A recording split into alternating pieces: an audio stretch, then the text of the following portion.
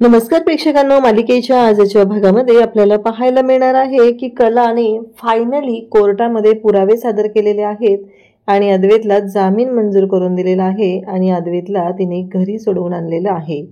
जेव्हा अद्वैत घरी आलेला असतो तेव्हा आबांनी आता सांगितलेलं असतं की आता झालं गेलं गंगेला मिळालं, आता ह्या विषयावरती आपण पुन्हा चर्चा करायला नको। पण तेव्हा कला म्हणते की नाही आबा, झालं गेलं गंगेला मिळालं नाही, उलट चांदेकरांना या सगळ्यामध्ये ज्या व्यक्तीने अडकवलेला आहे त्याला शोधल्याशिवाय ही कोण व्यक्ती आहे, ज्याचा काय फायदा होता अद्वैतला याच्यामध्ये अडकवून ती व्यक्ती जोपर्यंत समोर आणत नाही तोपर्यंत शांत राहायचं नाही, असं कलाने स्पष्टपणे सांगितलेलं असतं। आणि आता अद्वैत घरी आलेला असतो, आबांशी बोलणं झालेलं असतं आणि तेव्हा अद्वैतला माहिती आहे की कलाने त्याच्यासाठी एवढं सगळं केलेलं आहे आणि त्याचबरोबर हे सगळं जे काय आहे ते कलामुळे पॉसिबल झालेलं आहे।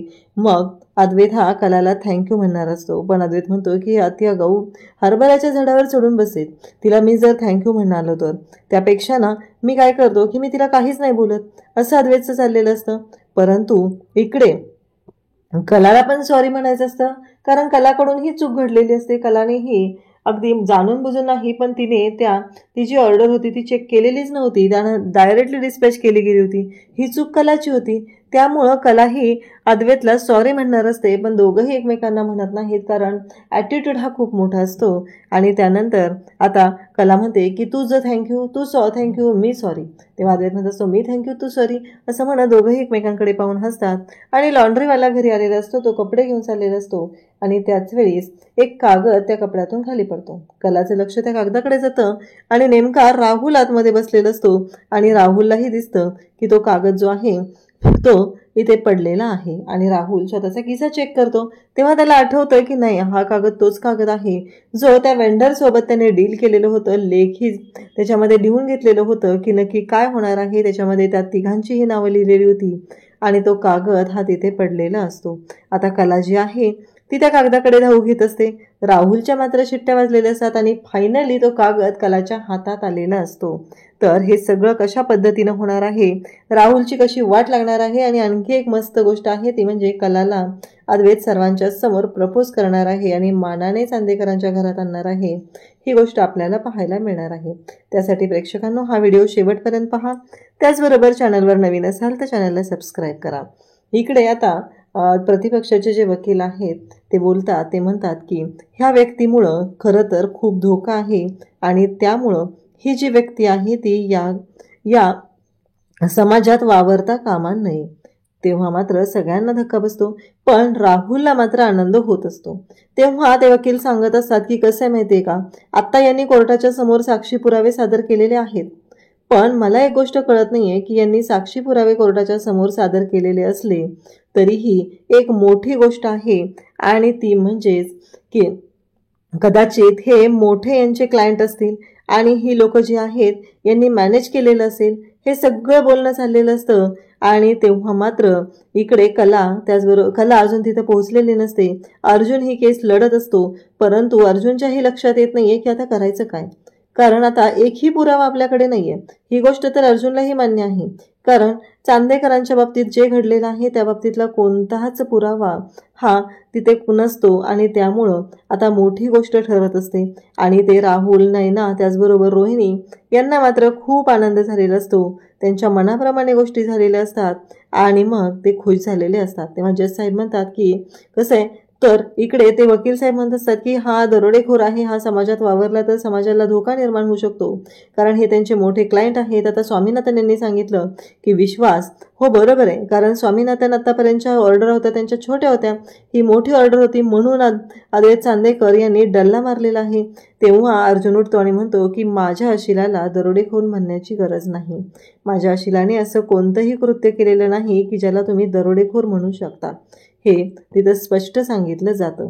तेव्हा मात्र इकडे पाहायला मिळतं की मग त्यांना सांगितलं जातं की तुम्ही अशा पद्धतीचे शब्द वापरू नका, आणि अगदी ते बरोबर असतं, रास्त असतं, कारण असे शब्द वापरणं गरजेचंच नाहीये, कारण इथे चुकीचे शब्द वापरले जात असतात।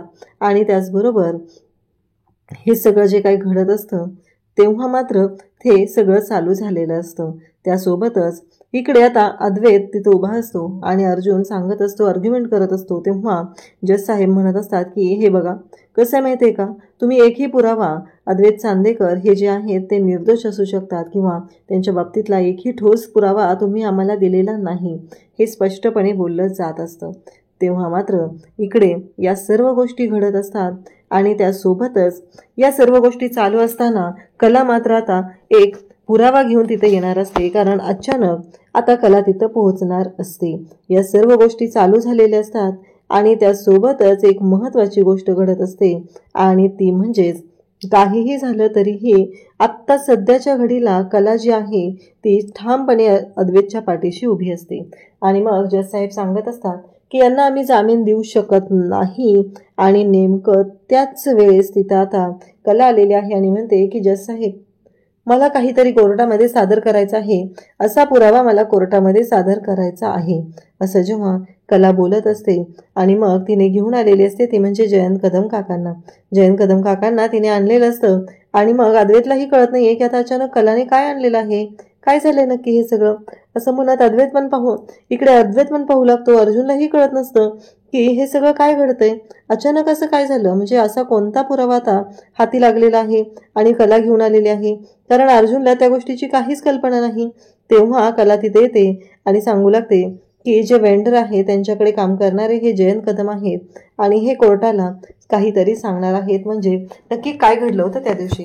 मग कला जी आहे ती इकडे अर्जुनला सांगू लागते की हे जे वेंडर माडेकर आहेत त्यांच्या कारखान्यात काम करणारी व्यक्ती आहे आणि ती व्यक्ती त्या दिवशी त्यांनी जे माडेकरांच्या ऑफिसमध्ये पाहिलेलं आहे ते दृश्य आहे ते सर्वांच्या समोर आणणार आहे. तेव्हा मात्र इकडे अद्वैत त्याचबरोबर अर्जुन सगळेजण असतात. अर्जुनकडे आता माडेकर यांच्या ऑफिसमध्ये काम करणाऱ्या व्यक्तींचे डिटेल्स असतात, बऱ्यापैकी डेटा असतो आणि ती जी लिस्ट आहे ती अर्जुन कोर्टाला देतो आणि तिथं सांगू इच्छितो की मी आत्ता झिऱ्यांचे जे वेंडर्स आहेत त्या कारखान्यात काम करणारे हे जे आहेत जयंत कदम यांना काही प्रश्न विचारू शकतो, त्यांची चौकशी घेण्यात येते. मग आता त्यांची चौकशी घेण्यासाठी तिथे हे सर्व चाललेलं असतं आणि तेव्हा मात्र इकडे आपल्याला पाहायला मिळतं की आता ह्या सर्व गोष्टी जेव्हा घडत असतात तेव्हा मात्र कला त्याचबरोबर घरातील सगळेजण तिथं असतात. अचानक कलाने एंट्री घेत एवढा मोठा असा धमाका केलेला असतो की ज्याचा विचारही कोणी करू शकत नाही. आणि मग कला तिथं आलेली असते, कला पोहोचलेली असते आणि कलाने सर्वांच्या समोर हा धमाका केलेला असतो. तेव्हा राहुल आणि रोहिणी यांची तोंड मात्र पाहण्यासारखी झालेली असतात, कारण आता त्यांना कळून चुकलेलं असतं की या अद्वैतला जामीन मिळणार आहे आणि त्यामुळं त्यांना वाईट वाटायला लागलेलं असतं. जयंत काकांना विचारलं जातं तेव्हा जयंत काका सांगायला सुरुवात करतात की त्या दिवशी 2 व्यक्ती तिथं साहेबांकडे आल्या होत्या, ते साहेबांच्या केबिनमध्ये होते आणि अद्वैत चांदेकर यांच्या बाबतीत जो फ्रॉड झालेला आहे त्याच्याशी संदर्भात त्यांचं काहीतरी बोलणं चाललेलं होतं. तेव्हा अर्जुन जो आहे तो त्यांना विचारतो की मला खरं सांगा की तुम्ही त्या व्यक्तींना पाहिलं होतं का. तेव्हा ते सांगतात की नाही, त्यांनी साहेबांसारखे कपडे घातलेले होते आणि ती व्यक्ती त्यांच्याशी बोलत होत्या. हे सगळं जयंत कदम काका सांगत असतात आणि तेव्हा मात्र अर्जुन तिथे असतो. अर्जुन त्यांना प्रश्न विचारत असतो. अर्जुनलाही जाणून घ्यायचं असतं की नक्की काय झालेलं आहे, परंतु इकडे जयंत काकांनी सांगितलेलं आहे की हा जो काही फ्रॉड झालेला आहे तो त्याच्याशी आमच्या साहेबांचाही संबंध आहे. गेले 3 दिवस झालं आमचे साहेबही गायब आहेत, त्यांचा फोनही लागत नाही, हे सगळं बोलणं सुरू झालेलं असतं. त्यानंतर अर्जुन त्याचबरोबर अद्वैत कला सगळेजण पाहत असतात आणि जयंत कदम काकांनी त्यांची साक्ष दिलेली असते. त्यांनी ऑफिसमध्ये जे काही पाहिलेलं आहे ते सगळं कोर्टाच्या समोर सांगितलेलं असतं.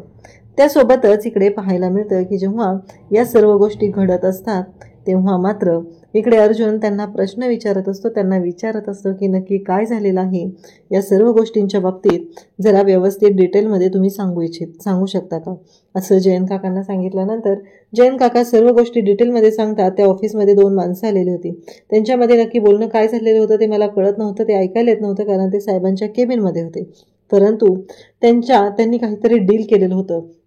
कारण अशी लोक नेहमीच येतात, पण या बाबतीत काही लोक जी येतात ती नेहमी आमच्या परिचयाची असतात, पण यावेळी जी 2 लोक आलेली होती ती वेगळीच होती. आणि हा पुरावा आता कोर्टाच्या समोर ही साक्ष आहे ती सादर केलेली असते आणि कलाने हुशारीने जयंत कदम काकांना आणलेलं असतं आणि त्यामुळंच हे सगळं पॉसिबल झालेलं असतं, अन्यथा खूप मोठा अनर्थ घडला असता. इकडे आपल्याला पाहायला मिळतं की जेव्हा आता राहुल आणि रोहिणी एकमेकांकडे पाहत असतात, कारण आता राहुलची तर वाट लागलेली असते, राहुलला कळायचं बंद झालेलं असतं, कारण त्या दोन व्यक्तींमधला एक व्यक्ती राहुल आहे. त्यांना विचारलं जातं जयंत काकांना, तेव्हा राहुल तर स्वतःच्या तोंडाला हात लावून घेतो. कारण त्याला माहिती असतं की जर त्याला ओळखलं तर त्याची मात्र वाट लागणार असते. हे सगळं सुरू झालेलं असतं. अद्वैत त्याचबरोबर अर्जुन सगळेजण पाहत असतात. कलाच्या हुशारीमुळं काहीतरी चांगलं घडत असतं आणि ही गोष्ट सर्वांच्या समोर येत असते. आबाही इकडे खुश झालेले असतात. आता अद्वैत सुटणार ही गोष्ट सगळ्यांना जाणवलेली असते. तेव्हा इकडे आता जज साहेब सांगतात की अद्वैत चांदेकर यांना जामीन देण्यात येत आहे. अद्वैत चांदेकर यांनी आता यांच्यावरती जे काही आरोप लागलेले आहेत ते काय होतंय ते पुढच्या सुनावणीमध्ये कळेलच. पण आत्ता तरी त्यांना जामीन देण्यात येत आहे. कारण पुढची माहिती गोळा करणं यासाठी आणि त्याचबरोबर त्यांच्या बाबतीतला हा ठोस पुरावा आहे. इकडे सगळेजण खुश झालेले असतात. आबा कलाच्या डोक्यावर हात ठेवतात आणि म्हणतात की खरंच आज तू अद्वैतच्या पाठीशी खंबीरपणे उभी राहिलीस आणि असंच नेहमी अद्वैतच्या पाठीशी खंबीरपणे उभी राहा आणि त्याची कायमस्वरूपी साथ दे. कारण काहीही झालं तरी तुमचं नातं जे आहे ते आई अंबाबाईंच्या आशीर्वादाने निर्माण झालेलं आहे. आई अंबाबाईचा आशीर्वाद तुमच्या दोघांना आहे. त्याचबरोबर आबा इकडे अर्जुनकडे येतात आणि म्हणतात की खरंच अर्जुन आभारी आहे. आज तू एक एवढ्या कमी नोटीसवर आलास आणि एवढं सगळं हे काही घडलेलं आहे. या सर्व गोष्टी तुझ्यामुळे शक्य झालेलं आहे. जर तू आला नसता तर खूप अवघड झालं असतं. आबा असं सांगत असतात. सगळेजण आता बाहेर जातात. कला तिथेच कोर्टामध्ये उभी असते आणि तिथल्या प्रत्येक गोष्टीकडे ती पाहत असते. आता अद्वैतला उद्या 8 वाजता सोडण्यात येणार असतं. तोपर्यंत काही प्रोसिजर असतात कोर्टाच्या, त्या पूर्ण होणं गरजेचं असतं आणि त्यानंतर अद्वैतला सोडवलं जाणार असतं. इकडे कला त्याचबरोबर सगळेजण घरी आलेले असतात. आबा म्हणत असतात की खरंच अद्वैत खरा आहे हे माहिती आहे, पण अद्वैतच्या पाठीशी खंबीरपणे उभे राहून कला आणि सरोज तुम्ही दोघींनी आज जे काही केलेलं आहे ना ते खूपच जबरदस्त असं केलेलं आहे. कारण तुम्ही दोघी जराही थांबला नाहीत, जराही विचार केला नाही, कोणत्याच गोष्टीसाठी तुम्ही थांबला नाहीत आणि त्याचबरोबर हे सगळं जे काय आहे ते फक्त आणि फक्त तुमच्या दोघींमुळे झालेलं आहे असं म्हणत आबा कलाचं आणि सरोजचं कौतुक करत असतात. आबा जेव्हा कला आणि सरोज या दोघींचंही कौतुक करत असतात तेव्हा तिथे रोहिणी, नैना सर्वजण असतात. त्यांना दोघींना मात्र खूप राग आलेला असतो. त्यांना ही गोष्ट पटत नसते. कारण आता इतके दिवस आबा जे आहेत ते कलाचं कौतुक, सरोजचं कौतुक करायचे, आता त्याच्यामध्ये भर पडलेली आहे ती कलाची.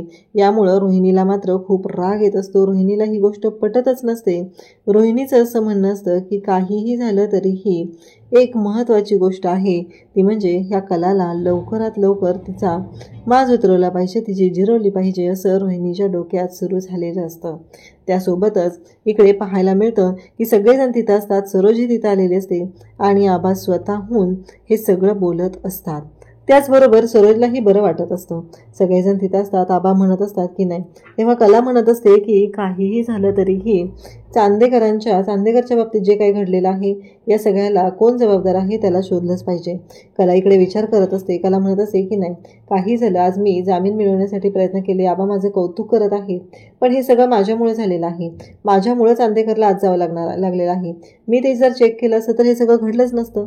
आणि सरोजी तिथं असते. कलांना एक कॉल आलेला असतो, इमर्जन्सी म्हणून खाली बोलवलेलं असतं आणि कला ती बॉक्स जो आहे ती पेटी आहे ती चेक न करता तशीच ठेवते आणि मग तिथून निघून जाते.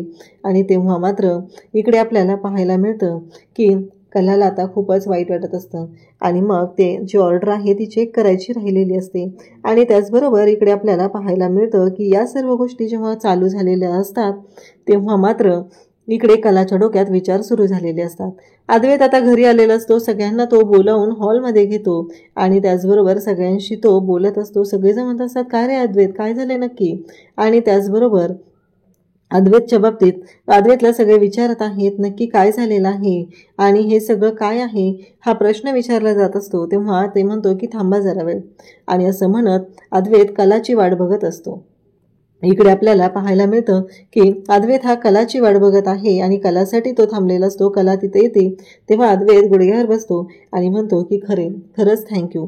आज तू जे काही माझ्यासाठी केलेलं आहे ना ते दुसरं कोणीच करू शकत नाही. आज तुझ्यामुळं हे सगळं शक्य झालेलं आहे. माझ्यावर एवढे आरोप झालेले होते पण ते फक्त तुझ्यामुळे मी त्यातून बाहेर पडू शकलेलो आहे. हे सगळं बोलणं चाललेलं असतं आणि त्यासोबतच आपल्याला पाहायला मिळतं की जेव्हा या सगळ्या गोष्टी घडत असतात तेव्हा मात्र अद्वैत आणि कला आता तिथं उभे असतात अद्वैत कलाचा हात हातात घेतो आणि कलाला म्हणतो की अशीच तुझी साथ मला आयुष्यभर पाहिजे, आयुष्यभरासाठी तू मला साथ देशील का, असं म्हणत अद्वैतने कलाच्या समोर प्रपोज केलेला आहे, त्याचं प्रपोजल मांडलेलं आहे. आणि मग कलाने पण अद्वैतचा हात हातात घेत त्याला सांगितलेलं आहे की हो, मी तुझी आयुष्यभरासाठी साथ देईल, असं कलानेही सांगितलेलं आहे. अद्वैतने सर्वांच्या समोर प्रपोज करत एक मोठा धमाका केलेला आहे आणि दाखवून दिलेला आहे की नक्की काय होऊ शकतं. त्यासोबतच इकडे आपल्याला पाहायला मिळतं की जेव्हा या सर्व गोष्टी घडत असतात तेव्हा मात्र हे सगळं जेव्हा काही चालू असतं तेव्हा अद्वैतने हे जे काही प्रपोजल मांडलेलं आहे ते इतकं जबरदस्त असतं की त्याचा विचारही कोणी करू शकत नाही. फक्त अद्वैतने आता कलाला प्रपोज केलेला आहे, कलाने अद्वैतचं प्रपोजल आहे ते स्वीकारलेलं आहे आणि त्यासोबतच या सर्व गोष्टी ज्या आहेत त्या चालू झालेल्या असतात. आणि त्यानंतर आपल्याला पाहायला मिळतं की जेव्हा हे सगळं चालू झालेलं असतं तेव्हा अद्वैत कलाचा हात हातात घेत आहे आणि त्यासोबतच या सर्व गोष्टी चालू असतात.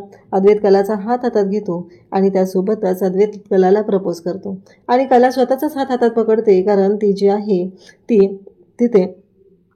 तिथे डिस्टर्ब झालेली असते आणि तिला वाटत असतं की अद्वैतने तिचा हात पकडलेला आहे, पण तिने तर स्वतःचा हात हातात घेतलेला असतो. आणि त्याबरोबर तिने आता तो हात जेव्हा पकडलेला असतो तेव्हा तिच्या लक्षात येतं की नक्की काय झालेलं आहे. दुसऱ्या दिवशी सकाळी आपल्याला पाहायला मिळतं की सगळेजण थांबलेले असतात आणि फायनली अद्वैत हा घरी आलेला असतो. अद्वैत घरी आलेला असतो तेव्हा आबा सांगत असतात की अद्वैत, तुला ना कधीच काळजी करायची गरज नाही, कारण तुझ्यासोबत नारी शक्ती आहे आणि नारी शक्ती जर तुझ्या पाठीशी खंबीरपणे असेल ना तर काळजी करायची अजिबात गरज नाही, कारण तुझी बायको आणि तुझी आई खंबीरपणे उभ्या होता. कारण आपल्या घरातून तुला पोलीस जेव्हा घेऊन गेले तेव्हा आम्ही सगळे डिस्टर्ब झालो होतो, माझ्या तर पायातलं अवसानच गेलं होतं, पण तुझी बायको आणि तुझी आई खंबीरपणे उभ्या राहिल्या, जे पुरावे गोळा करता येईल ते पुरावे गोळा केले आणि तुला या सगळ्यातून त्यांनी सोडवलेलं आहे, असं आबा सांगत असतात. तेव्हा मात्र कला तिथं असते. आबा म्हणत असतात की जे झालं गेलं गंगेला मिळालं, त्यामुळं इथून पुढे आपण या गोष्टींचा विचार करायचा नाही आणि आता आपली पुढची जी लढाई आहे ती सुरू ठेवायची आहे, असं आबांचं म्हणणं असतं. तेव्हा कला म्हणते की आजोबा एक मिनिट, आबा मला तुम्हाला एक गोष्ट सांगायची आहे. तुम्ही आत्ता बोललात झालं गेलं गंगेला मिळालं, पण नाही, हे सगळं ज्याने कोणी घडवून आणलेलं आहे, ज्याच्या कोणामुळे हे सगळं घडलेलं आहे, ती जी व्यक्ती आहे तिने का हे केलं, त्याचा काय फायदा होता, या गोष्टी आपल्याला शोधून काढायच्या आहेत. हे सगळं आबांच्या समोर कलाने स्पष्ट सांगितलेलं असतं आणि कलाचं जे म्हणणं असतं ते म्हणजे काहीही झालं तरीही या सगळ्यातून मी चांदेकरला सुखरूप बाहेर काढणारच आहे. त्यानंतर आपल्याला पाहायला मिळतं की उद्याच्या भागामध्ये आता जी कला आहे ती तिथे असते. अद्वैतला तिला सॉरी म्हणायचं असतं, परंतु अद्वैत पण तिला थँक्यू म्हणणार असतो, पण दोघं म्हणत असतात की नाही, आता जर का मी सॉरी मी थँक्यू म्हणत बसलो तर खरेला वाटेल की तिनं जे काही केलेलं आहे ते बरोबरच आहे, तिनं माझ्यावर खूप मोठे उपकार केलेले आहेत आणि खरे जे आहे ते आणखी फुगून बसेल. अद्वैत म्हणत असतो की नाही, असं होऊ द्यायचं नाही आहे मला, असं अद्वैतच्या डोक्यात चाललेलं असतं. आणि तेव्हा मात्र अद्वैत मनाला समजावून सांगत असतो आणि त्याचबरोबर कला आणि अद्वैत एकमेकांना पुन्हा सॉरी थँक्यू असं त्यांचं चाललेलं असतं. कला म्हणत असते की मी सॉरी तू थँक्यू, अद्वैत म्हणत असतो की मी थँक्यू तू सॉरी, आणि दोघांचं अगदी लुटूपुटूचं हे जे काही भांडण आहे ते सुरूच असतं. आणि त्यासोबतच आता तिथून लॉन्ड्रीवाला कपडे घेऊन निघालेला असतो आणि लॉन्ड्रीवाला कपडे घेऊन जात असताना एक कागद त्या कपड्यातून खाली पडतो. तेव्हा कलाचं लक्ष त्या कागदाकडे जातं आणि कला तो जो कागद आहे तो कागद उचलते आणि तेवढ्यातच समोरून येतो तो म्हणजे राहुलने हे सगळं बघितलेलं असतं आणि कलाने तो कागद उचलून हातामध्ये घेतलेला असतो आणि कला जी आहे ती त्या कागदाकडे पाहत असते. तेव्हा मात्र इकडे पाहायला मिळतं की कला जेव्हा त्या कागदाकडे पाहते तेव्हा राहुलच्या मात्र शिट्ट्या वाजलेल्या असतात, कारण तो कागद जो आहे तो साधा सोपा कागद नाही आहे, तर तो कागद जो आहे तो राहुलने त्या वेंडरसोबत केलेलं डील, म्हणजे त्यांचं जे लेखी डील आहे ते डील ते आहे, त्याच्यावरती त्या तिघांच्याही सह्या आहेत, हा तो कागद असतो. आता कलाच्या हाती तो पुरावा म्हणून आता लागलेला आहे आणि कला राहुलची कशी वाट लावणार ते आपल्याला पाहायला मिळेल. अशाच अपडेटसाठी चॅनलशी कनेक्टेड राहा. थँक्यू.